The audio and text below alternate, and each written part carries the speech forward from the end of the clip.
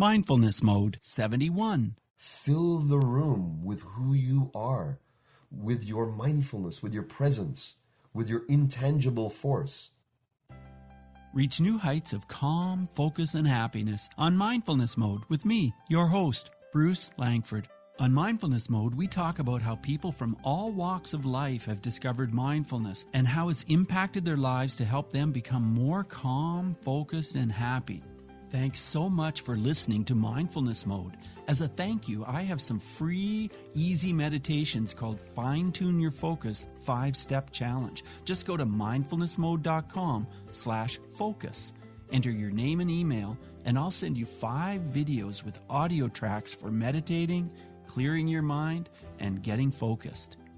Okay, Mindful Tribe, let's get started. I'm totally thrilled to have Satyen Raja here with me today. Hey, Satyen, are you in mindfulness mode?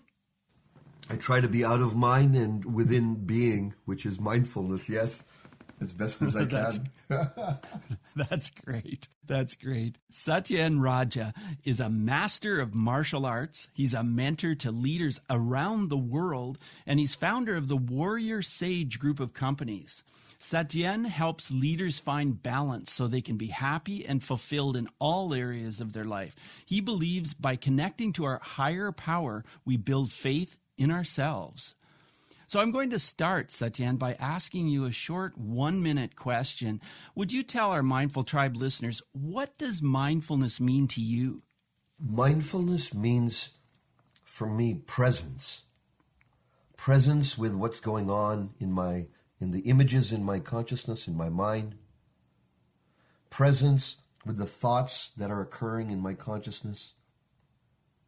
Presence to me means being totally aware of my emotions as they arise and move on and shift and change. And also presence with my body sensations, what's going on. Then that's the internal presence.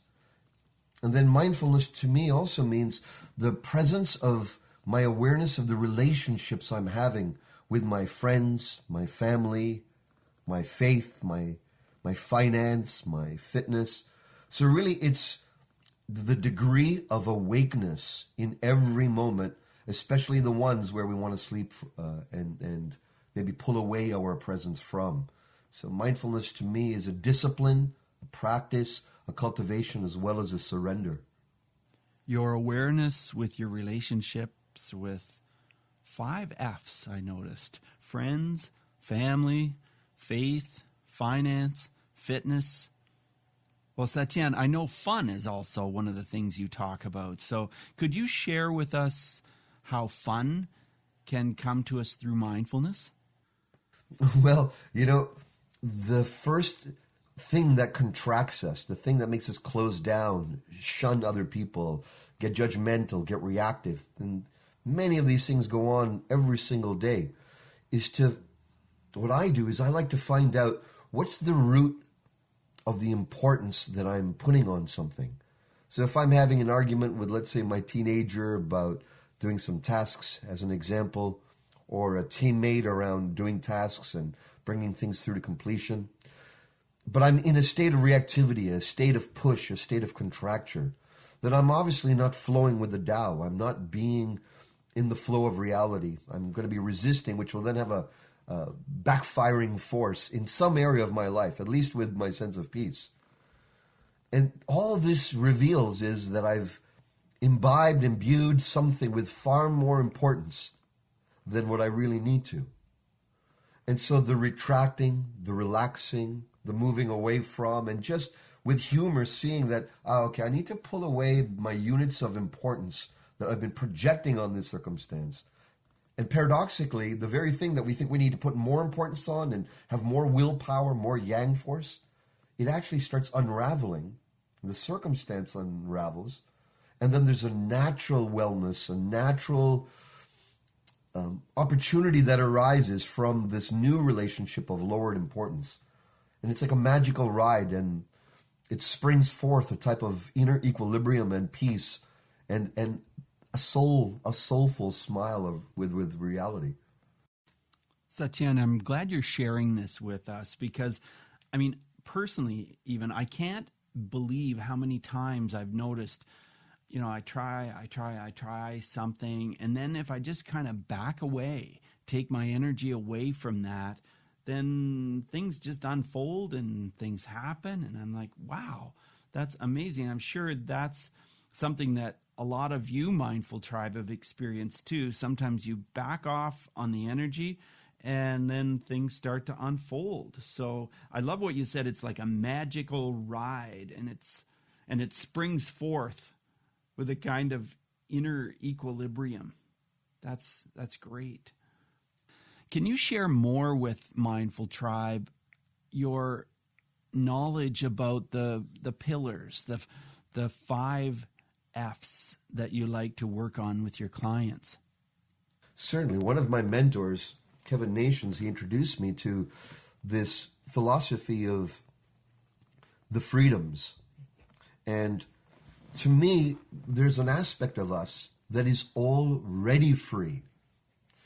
Many times our masculine desire for attainment, to continue to achieve, is like a hardwired experience. It's a hardwired thing. We look at it in sports, we look at it in business, we look at it in everything. We must continue to push, to move forward, to strive, which is excellent because we gain a lot of positive return.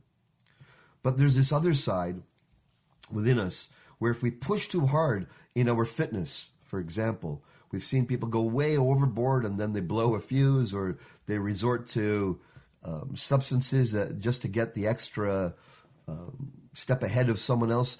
An extremism starts to set in, and all forms of extremism have a backfiring energy. They actually shoot us in our own foot sooner or later. So the extremeness in my fitness may result in a waning of my presence, my mindfulness, my attention to my family life.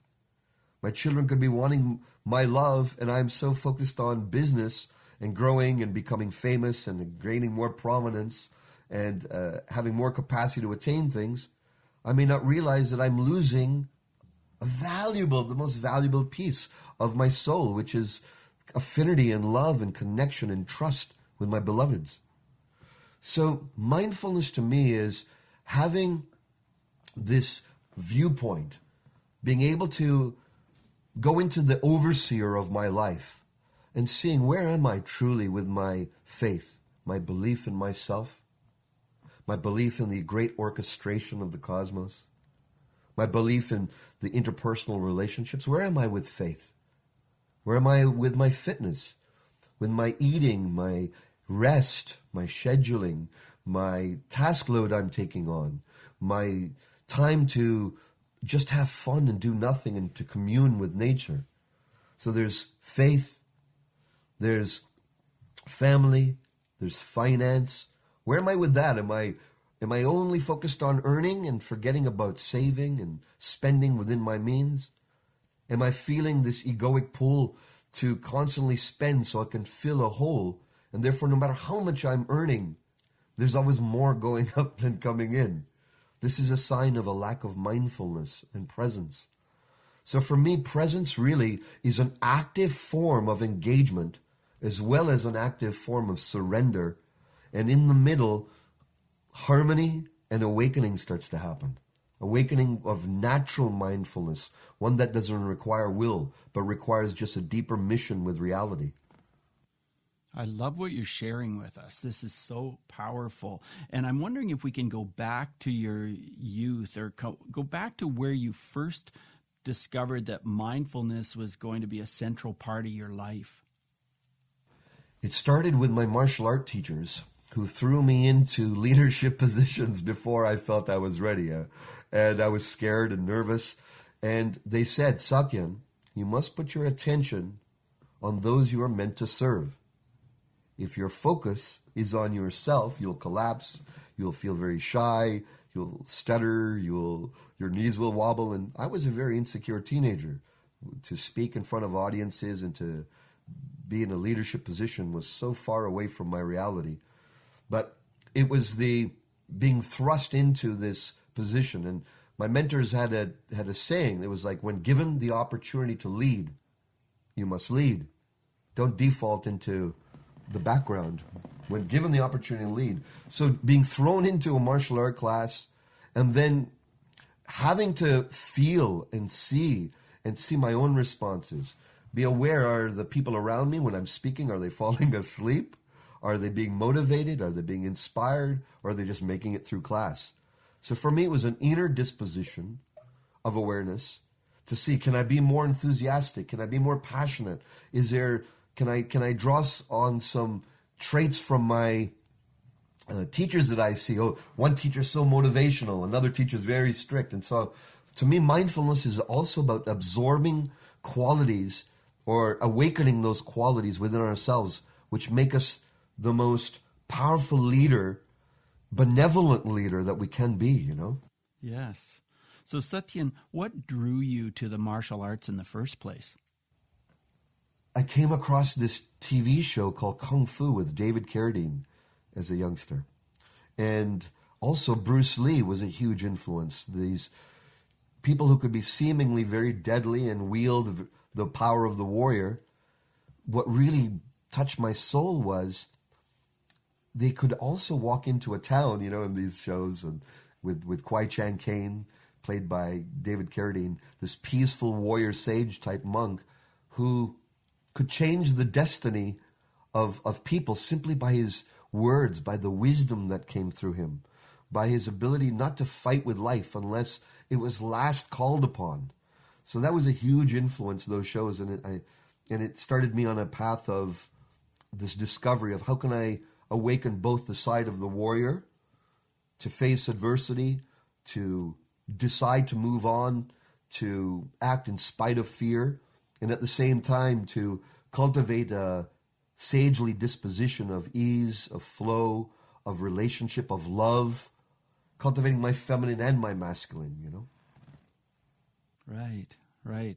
Well, Satyen, I really am inspired by the different areas of life that you help people with. I mean, it's really incredible because it's all about balance, isn't it? Keeping our life in balance. You know, for me, you know, I call it equilibrium and symbiosis, you know. I had this experience years ago. I was sitting with these shamans who took me through this very profound ceremony in the jungle. And this particular ceremony, what opened up in me was I was able to see the interrelationship with all things started being revealed to me in this inner vision. And it wasn't just an idea that we are all in symbiosis or not. It was a tacit experience of my own lack of, as well as adherence to the laws of nature. I could feel where my struggles in my life were because I was adding far too much effort and importance to things rather than directed, focused intention with lowered emotionality. And then I also found out that I hadn't nurtured my feminine side, my connection to health and vitality and loving myself and loving my flaws, as well as loving my wider capacities and the circles around me. So this harmony, symbiosis, to me is the ultimate form of awakeness, the ultimate form of mindfulness, which is, am I dialed in to my symbiotic relationship to myself, my community, and the whole of existence? So you found your equilibrium right there in that jungle with those shamans. I mean, what a great story. That is really incredible. I've worked in bullying prevention for some time, Satyen, and I've often found that mindfulness can really help in that area in one way or another. Do you have a story that has something to do with bullying where mindfulness would have made a big difference, or it did? I remember when I was delivering pizza as a young fellow to make tuition to go to the martial arts school that I so loved to go to. And I used to work delivering pizza, and I had this fellow who was being gregarious, wouldn't let my car out. He parked in front of it, and I have a whole stack of pizzas to deliver. And if I don't deliver them, I have to pay for them back then. There was a guarantee on these things. He started becoming belligerent, and I started breathing I started feeling him. I started relaxing my immediate testosterone, that immediate. I started relaxing that, expanding my peripheral vision, which in the warrior tradition, when you expand your peripheral vision, it actually creates a quieting of the mind. Just by the expansion of peripheral vision, it starts shutting off the thought dimension. So when I did that, I was able to look at him without getting reactive and speak to him with presence, with connection, and then let him know that, hey, listen, it's not worth it. I'm not worth it. And then at the end of the experience, it was diffused through this mindfulness rather than taken down the road of violence, That's a powerful story. Wow. And I hadn't heard that before about peripheral vision. So that's really interesting, that part of it. Yes. Peripheral vision, peripheral awareness, feeling your cocoon of presence going wider and wider. Under duress, under tension, our natural reaction is to draw in our awareness, presence, and mindfulness in the flight or fight reaction. And so, as a warrior sage, we practice the cultivation of expanding awareness under duress. And then it's like gaining mindfulness strength in a way. It's not just a passive thing. You're cultivating. When I'm driving and I'm driving it faster, can I expand my awareness even more?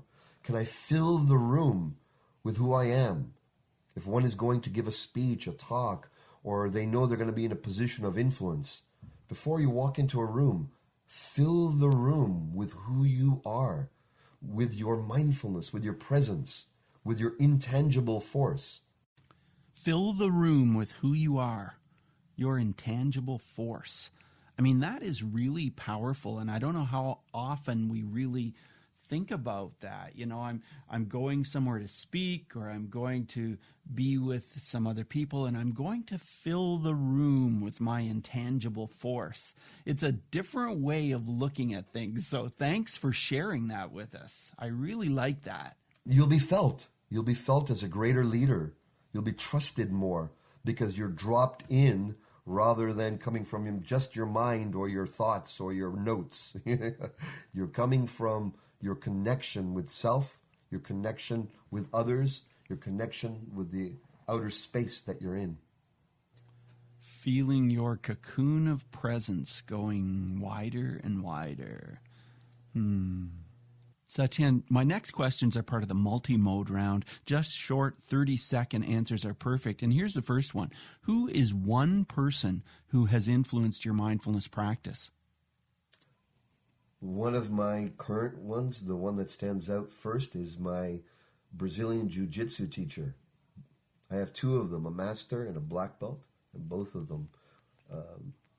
Maestro Marcos Soares is a Brazilian Jiu-Jitsu master, and a black belt underneath him in our Carlson Gracie Jiu-Jitsu school. His name is Benito Segura. And both of these remarkable gentlemen are so deeply present. And Benito, as a human being, is present to so many different levels of being and awareness, well honed as a world champion. And I'm so blessed to be able to absorb and to see how how present I'm not, because sometimes we can only see the degree of our awakeness and mindfulness in the shadow of someone who's even more lit up, So Right. It's a nice challenge for me to grow into, Yes, for sure. How has mindfulness affected your emotions? It helps me love and accept them and feel them fully. When I'm contracted from that mindfulness and I'm just in the swirl of it, then they get lodged. I don't feel fully. I suppress them, the ones that are not so positive, the ones I'd rather not have from some tension in a day or strife or struggle or whatever. I'd rather not feel them, but I found that when I'm present, mindful and dialed in, that they transform through my love and acceptance of my emotions. That's great. Tell us how breathing is a part of your mindfulness practice, Satyen. You know, in the martial arts, we breathe, we have this type of 3-part breath from the belly that moves like a bellows. We fill the lower part of the belly, and even energetically visualize that we're breathing even deeper into our hips and genitals on the inhalation. First, the breathing of the lower body, and then the solar plexus area, and then the breath fulfills its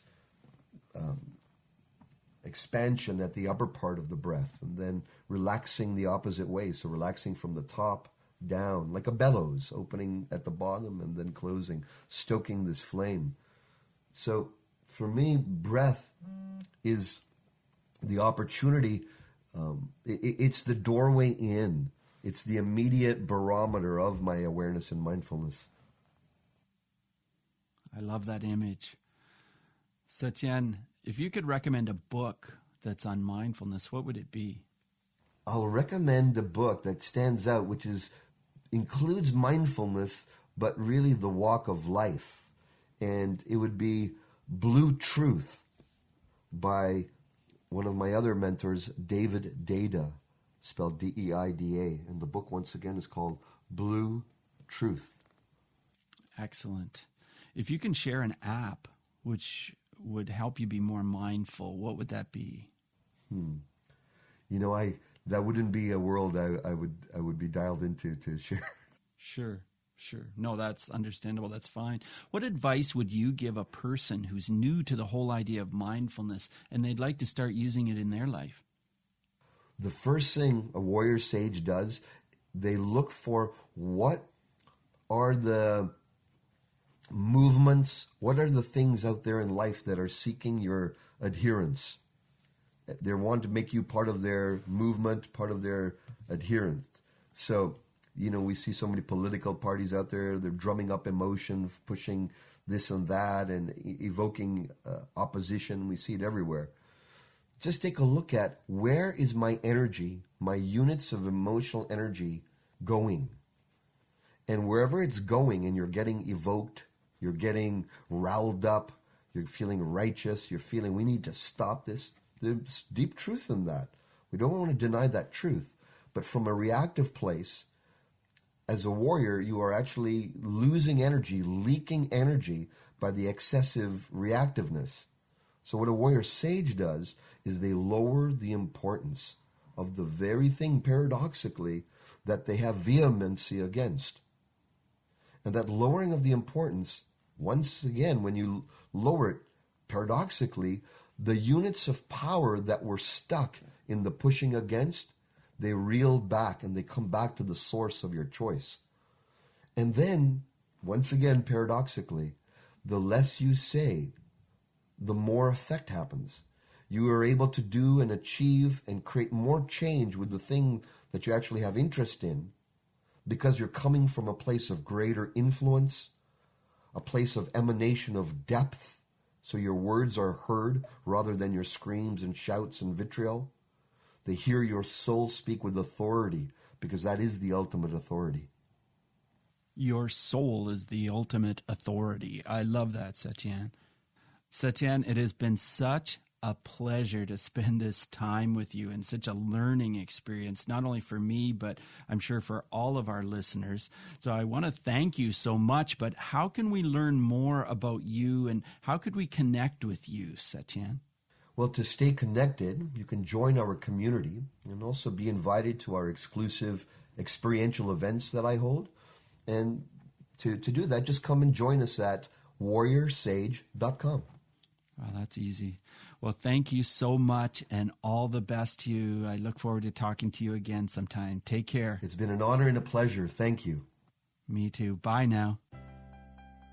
Thank you so much for joining us today on Mindfulness Mode. For insightful blog articles and show notes for every episode, check out mindfulnessmode.com. If you've enjoyed this podcast, you could help us out by clicking on the iTunes link on our website and leave a rating and review. Till next time, Mindful Tribe, use what we've learned today to reach new heights of calm, focus, and happiness. stay in the mode.